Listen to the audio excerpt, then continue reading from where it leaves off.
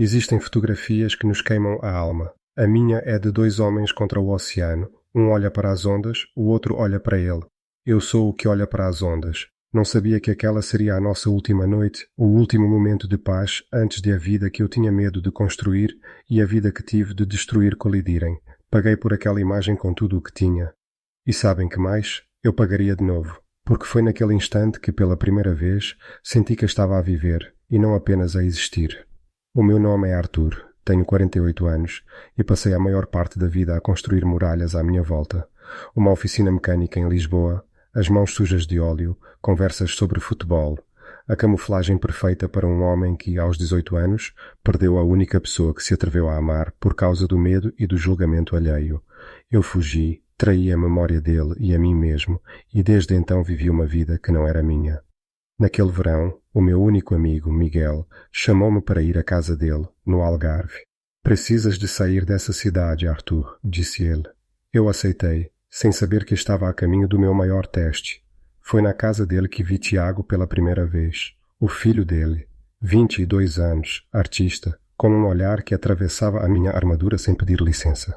Ele não via o mecânico rude, via as cicatrizes. Na primeira noite, ficamos sozinhos na varanda, o som das cigarras a preencher o silêncio. Miguel já se tinha deitado. Tiago observava-me, não com curiosidade, mas com uma estranha forma de reconhecimento. O meu pai diz que consegues consertar qualquer coisa, disse ele, a voz calma a cortar o ar salgado da noite. Nem tudo tem conserto, miúdo, respondi mais ríspido do que pretendia. Ele sorriu de lado, um sorriso que não chegava a ser arrogante, apenas sábio demais para a idade dele. Só aquilo que não quer ser consertado. Aquela conversa foi o início. As nossas noites tornaram-se um ritual. Falávamos quando Miguel adormecia, embalado pelo vinho do jantar. Falávamos sobre estrelas, sobre as cores que ele usava nas suas telas, sobre o medo que ele tinha de mostrar ao mundo os seus quadros mais honestos. Ele falava dos seus sonhos, e eu ouvia, e em cada palavra dele ouvia os ecos de uma vida que eu tinha abandonado. Ele nunca me pressionou a falar, mas as suas perguntas eram como chaves a testar fechaduras antigas e enferrujadas dentro de mim. E tu, Arthur, nunca quiseste ser outra coisa? Perguntou ele numa dessas noites, enquanto desenhava distraidamente num caderno. A pergunta pairou entre nós. A imagem de Pedro surgiu na minha mente, nítida como se fosse ontem. Nós, deitados na areia, a planear uma fuga para uma cidade onde ninguém nos conhecesse. Uma vida onde segurar a mão dele em público não fosse um ato de guerra. Houve um tempo em que quis, admiti, a voz a sair como um sussurro. Mas os medos dos outros tornaram-se maiores que os meus sonhos. Tiago parou de desenhar e olhou para mim, aquele olhar outra vez, o olhar que despia. Os outros não têm de viver com os fantasmas que os nossos medos criam, disse ele, com uma simplicidade que me desarmou.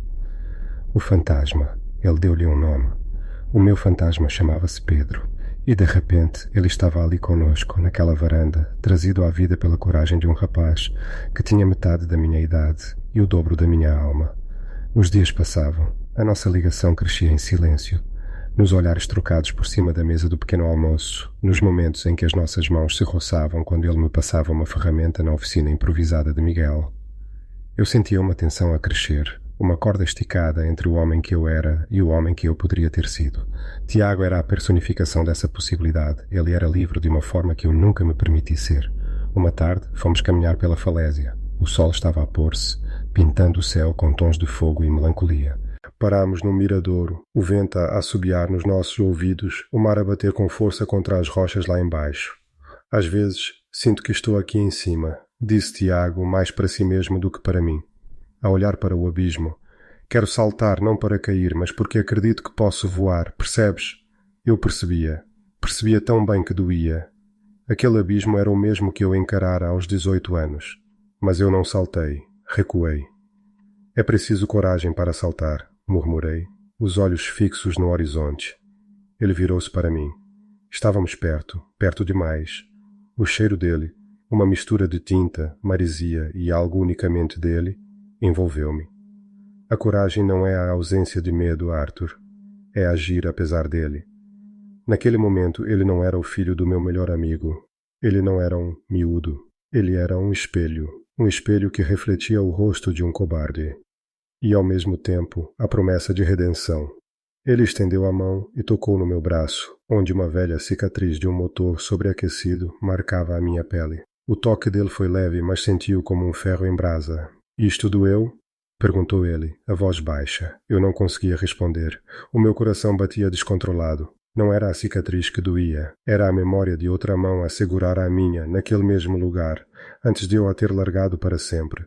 Afastei-me bruscamente. Está a ficar tarde. O teu pai vai ficar preocupado. Virei-lhe as costas e comecei a andar, rápido demais. Eu estava a fugir. Não dele. Estava a fugir do homem que ele me fazia querer ser. Porque para ser aquele homem, eu teria de enfrentar o fantasma que me assombrava há 30 anos. E eu não sabia se desta vez sobreviveria ao encontro. Mas enquanto caminhava, sentia o olhar dele nas minhas costas, um olhar que não julgava, que não acusava, um olhar que perigosamente esperava. E pela primeira vez em décadas, uma parte de mim quis parar de fugir e virar-me para trás. Os dias que se seguiram à nossa caminhada na falésia foram um exercício de negação. Eu fugi. Não fisicamente, mas de todas as formas possíveis.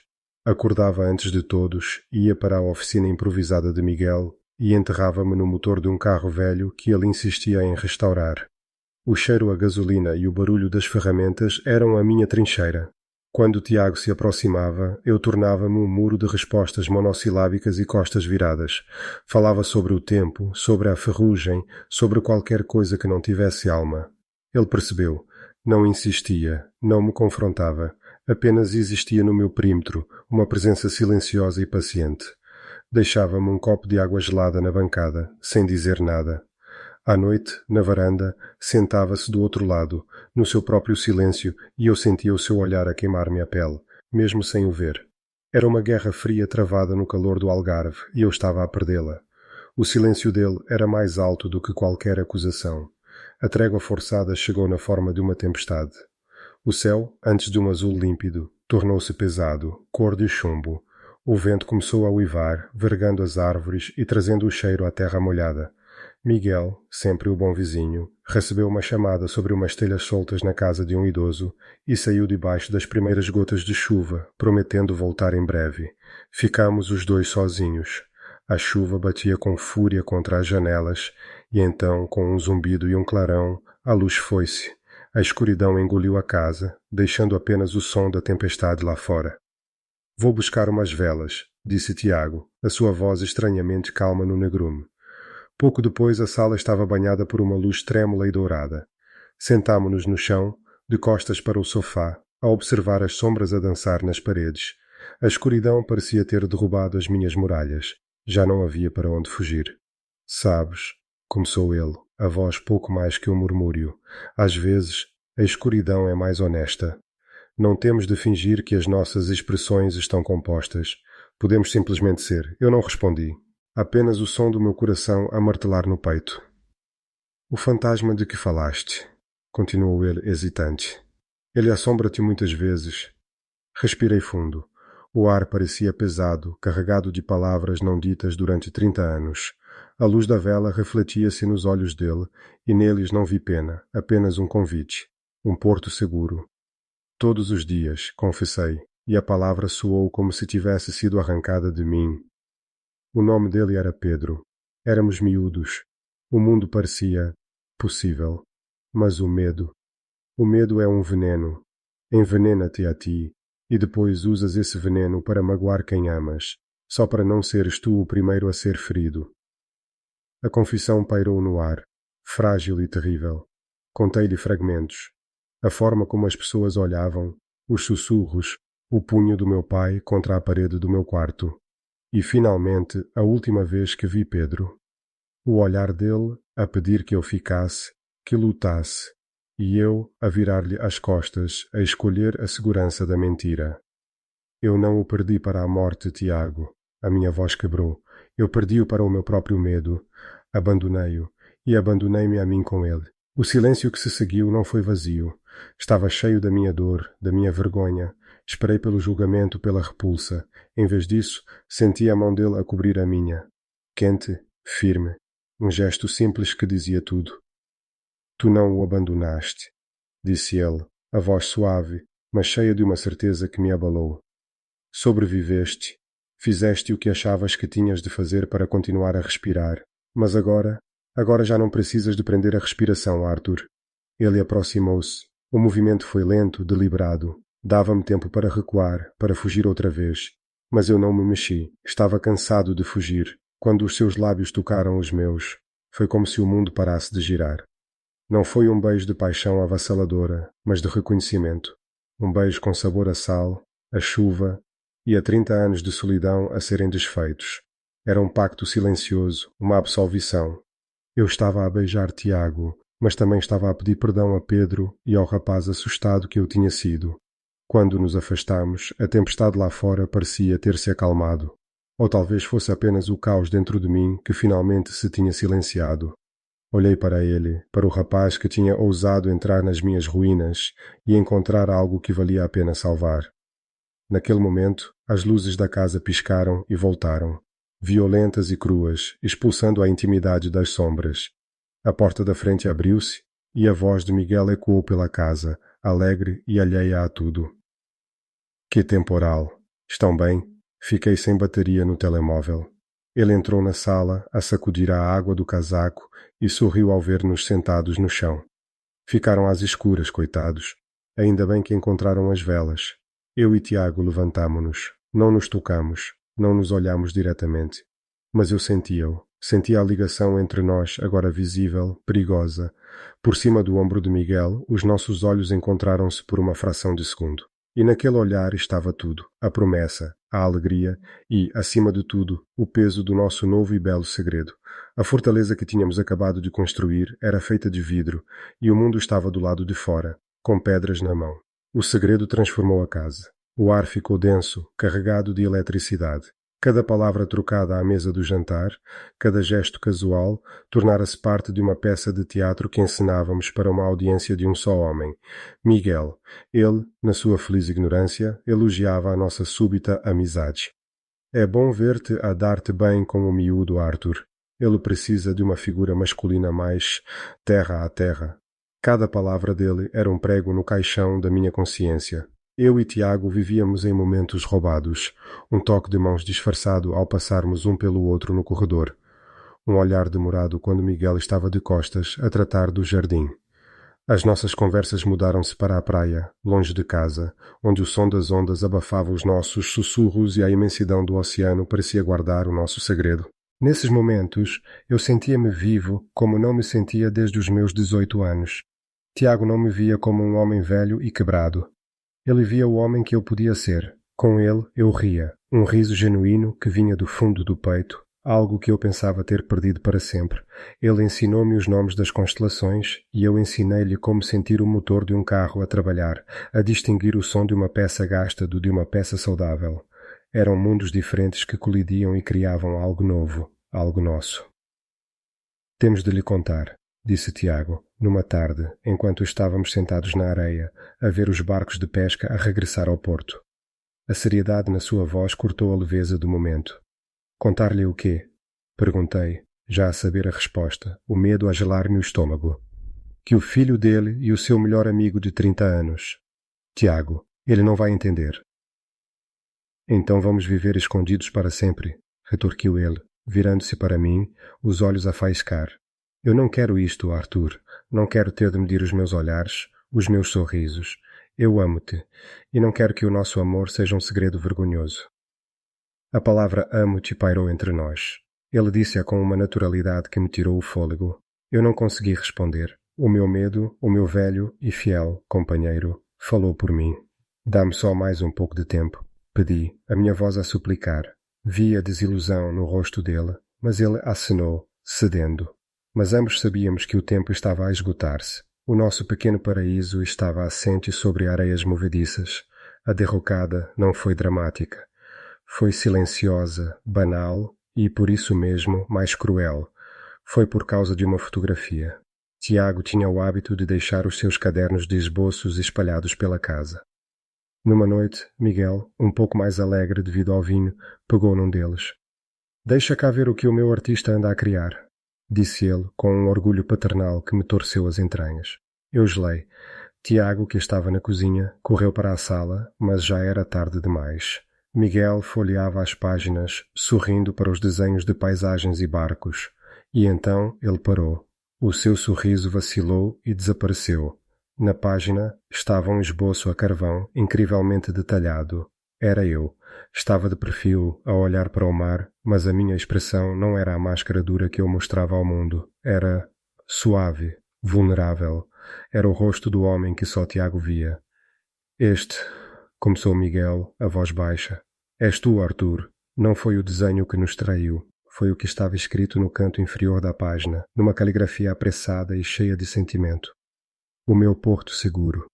O silêncio que caiu sobre a sala foi absoluto, pesado como uma laje de betão. Miguel levantou os olhos do caderno. Olhou para mim, depois para Tiago, que estava pálido junto à porta. E no seu olhar vi a compreensão a nascer, seguida de perto pela incredulidade, e depois, por algo muito mais feio, a repulsa. Ele fechou o caderno com um estalo seco. Levantou-se devagar. Não gritou, não fez uma cena. A sua calma era aterradora.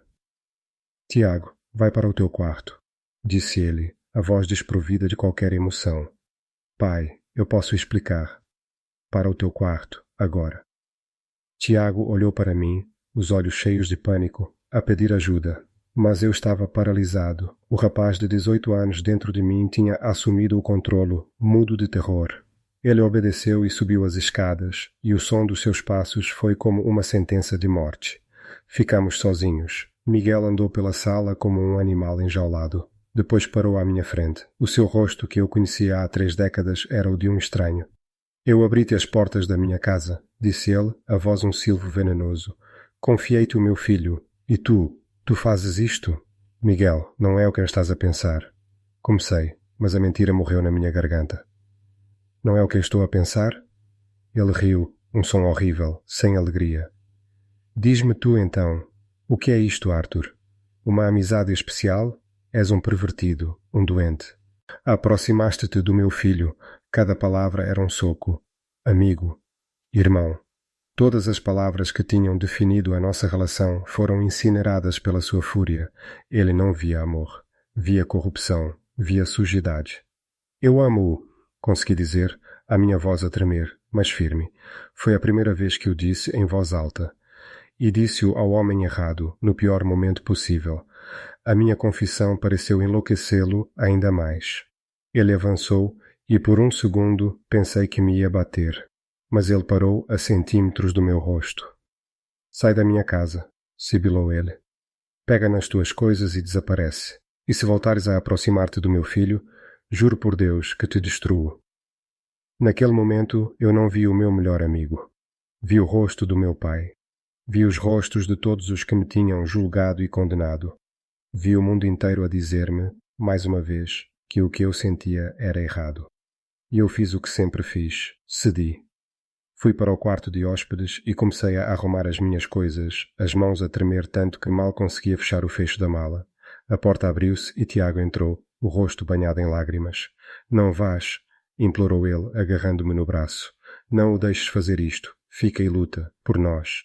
Olhei para ele, para o seu rosto jovem, cheio de uma fé em mim que eu não merecia. A parte de mim que o amava queria ficar, queria gritar, queria enfrentar o mundo por ele. Mas a outra parte, a parte ferida e assustada, a que tinha governado a minha vida durante 30 anos, era mais forte. Eu não posso, Tiago, disse a arrancar a mão dele do meu braço. A dor no rosto dele espelhou a minha. Ele é teu pai. Esta é a tua casa. Eu sou o problema. Tu não és o problema, gritou ele, desesperado, mas eu já não o ouvia. Peguei na minha mala e passei por ele, sem olhar para trás. Desci as escadas. Miguel estava à porta, a segurá-la aberta, o rosto uma máscara de ódio frio. Quando passei por ele, ele disse uma última coisa, baixo o suficiente para que só eu ouvisse. Sempre soube que havia algo de errado contigo. Saí para a noite. A porta bateu-se atrás de mim, o som a ecoar como um tiro, e enquanto eu caminhava para o meu carro, sob o olhar silencioso das estrelas, senti-o.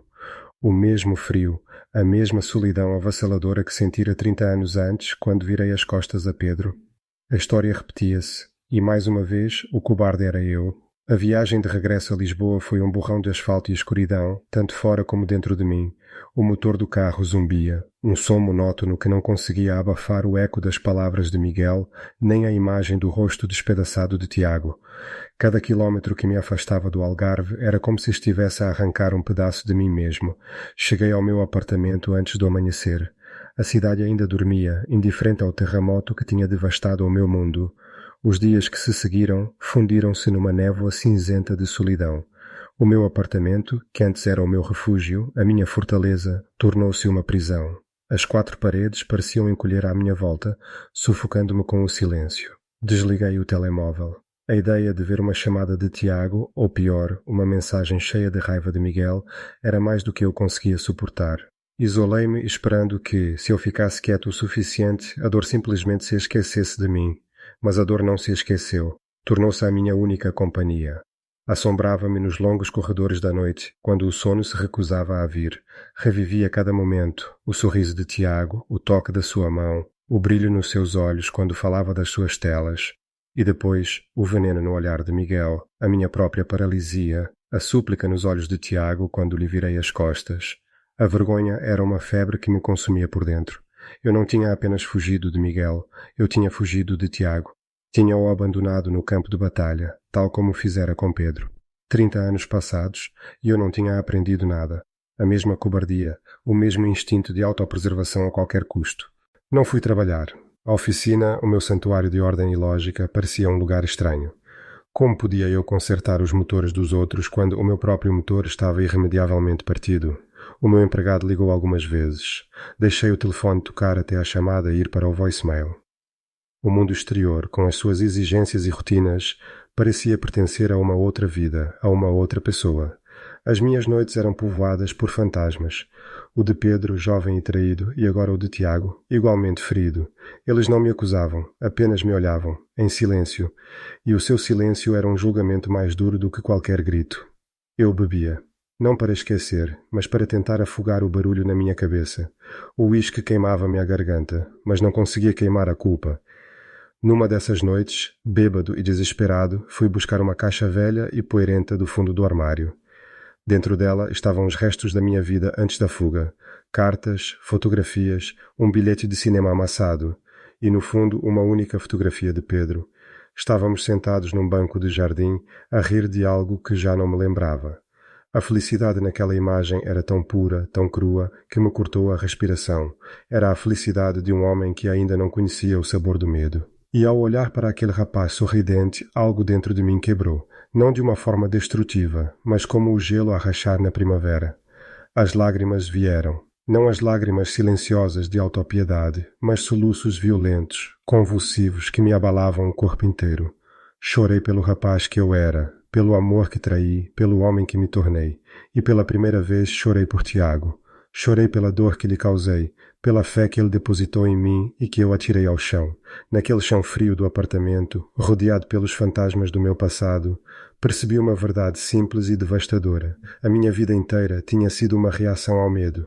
O medo do meu pai, o medo do julgamento, o medo da dor. E ao fugir da dor, eu tinha-me condenado a uma existência de dormência, um tipo de morte em vida. Tiago tinha sido um desfibrilador para a minha alma. Ele tinha-me feito sentir outra vez. E a dor que eu sentia agora, por mais insuportável que fosse, era a prova de que eu estava vivo. Foi nesse momento de clareza brutal que tomei uma decisão. Eu podia ficar ali, naquele chão, e deixar-me afogar, ou podia levantar-me. Não para reconquistar Tiago, não para enfrentar Miguel, mas por mim, pelo rapaz de 18 anos na fotografia.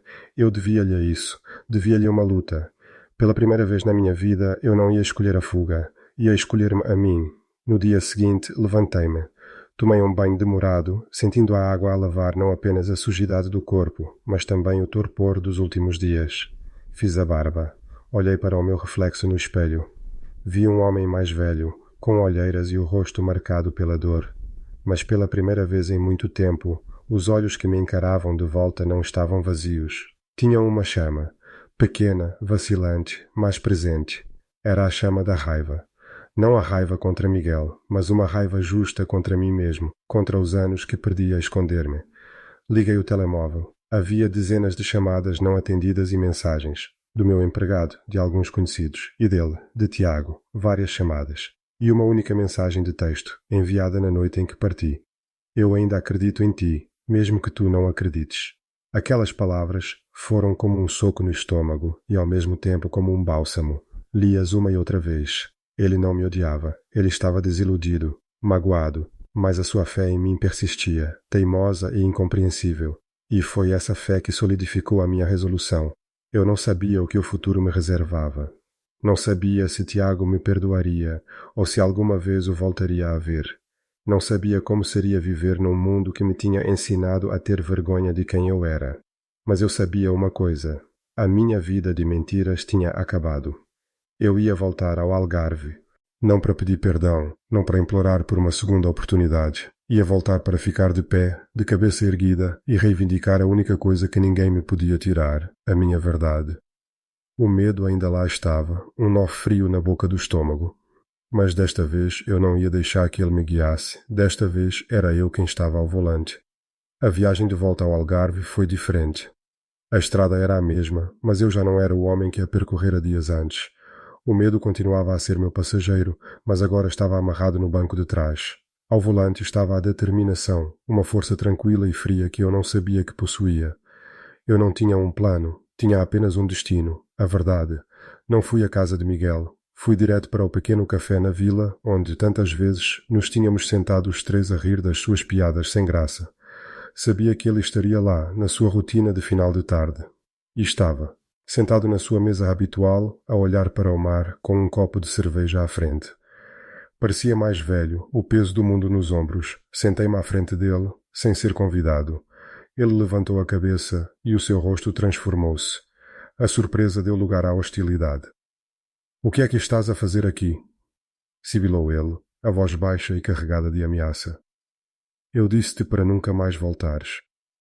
"Eu não vim por ti, Miguel," respondi, a minha voz surpreendentemente calma. "Vim por mim." Ele riu, um som amargo. "Por ti? Vieste rastejar, é isso?" "Não. Eu passei 30 anos da minha vida a rastejar, a esconder-me, a fingir ser alguém que não era porque tinha medo de homens como tu, homens que usam palavras como doente e pervertido para mascarar o seu próprio medo do que não compreendem."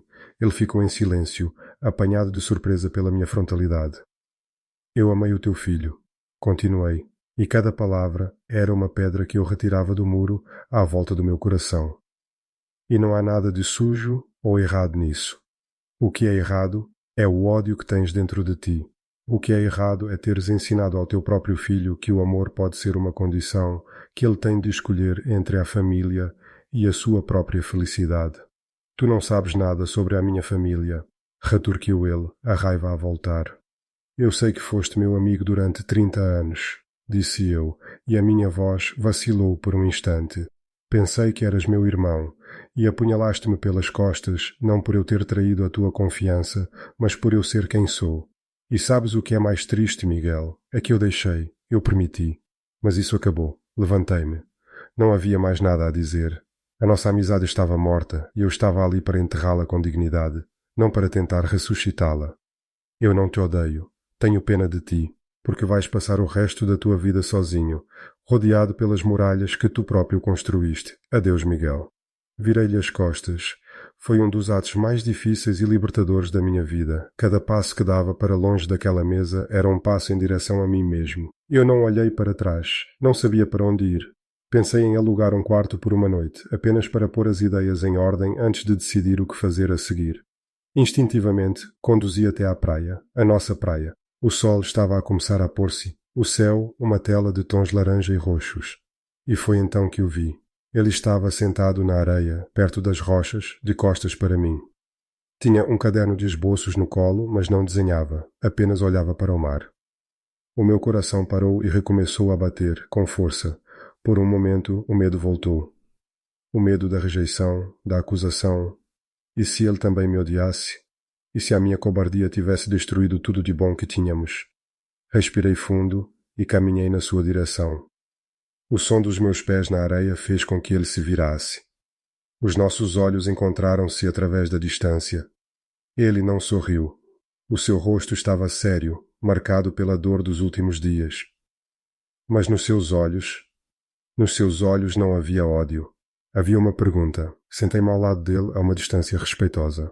O silêncio instalou-se entre nós, preenchido apenas pelo som das ondas. Eu vi o meu pai, disse ele por fim, a voz rouca. Ele contou-me que estiveste lá.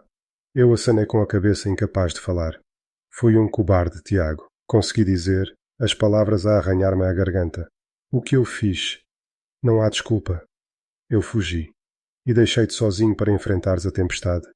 Ele virou-se para mim. E pela primeira vez vi a profundidade da sua dor. Eu também tive medo, Arthur, confessou ele. Quando te vi ir embora, uma parte de mim sentiu alívio, porque a escolha que ele me deu era impossível. E eu odiei-me por sentir isso. A sua honestidade desarmou-me. Ele não estava a acusar-me, estava a partilhar o seu fardo. Eu saí de casa no dia seguinte, continuou ele. Disse-lhe que ele podia escolher odiar-te, mas que não podia obrigar-me a deixar de te amar. Estou a ficar num pequeno estúdio alugado na vila. O meu coração deu um salto.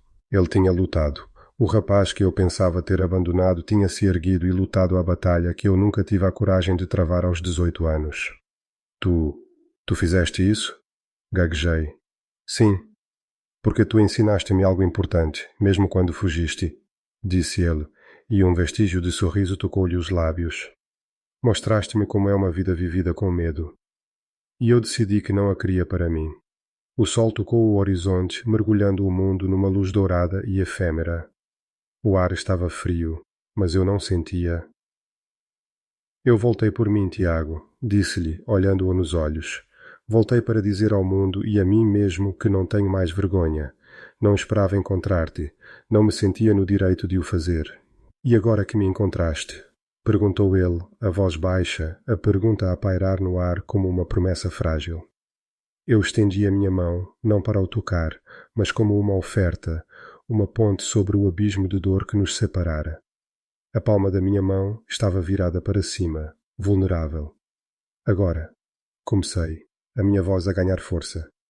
Eu gostaria de aprender a não ter medo, contigo, se ainda me quiseres ensinar.